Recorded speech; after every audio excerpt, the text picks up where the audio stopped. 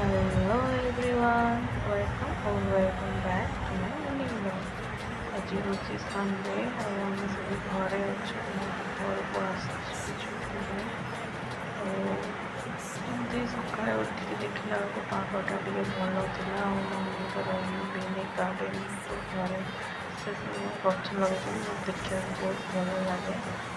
ମୁଁ ଟିକେ ଭିଡ଼ିଓ ନେଉଥିଲି ଆଉ ବ୍ରେକଫାଷ୍ଟ କରିସାରିଲା ପରେ ଦେଖିଲା ବେଳକୁ ଆମ ଡଗ୍ ଏଠି ମୋତେ ୱେଟ୍ କରିଥିଲା ମୋ ସହିତ ଖେଳିବ ବୋଲି। ଦେନ୍ ଆମେ ଦୁଇ ଜଣ ମିଶିକି ଛାତ ଉପରକୁ ଯାଇଥିଲୁ। ସେଇଠି ସବୁ ମସ୍ତି କରୁଥିଲା, ଯେତେ ଡାକିଲେ ବି ଶୁଣୁନଥିଲା।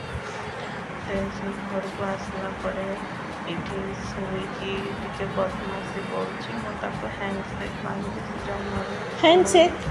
Give me hand. ଭିଡ଼ିଓ କି ଫଟୋ Handshake. ବିଲକୁଲ ବି ପସନ୍ଦ ନାହିଁ। ସେ ଫୋନ୍ ଧରିଲା ମାନେ ସେ ଜାଣିଦେବ ମୋତେ କି ଭିଡ଼ିଓ କରୁଛି କି କ'ଣ, ସେ ପୁରା ଆଭଏଡ଼୍ କରିବା ଷ୍ଟାର୍ଟ କରିଦେବ।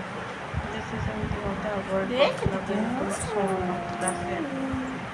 ସେ ଦେଖିଲା ବେଳକୁ ମମି ସଣ୍ଡେ ଗୋଟେ ମାଛ ଆଣିକି ରୋଷେଇ କରୁଥିଲେ। ଆଉ ଏଠି ବାବା ମୋତେ କହୁଥିଲେ କି ସେ ଗଣେଶ ମୂର୍ତ୍ତିଟାକୁ ଟିକେ କଲରିଂ କରିବା ପାଇଁ।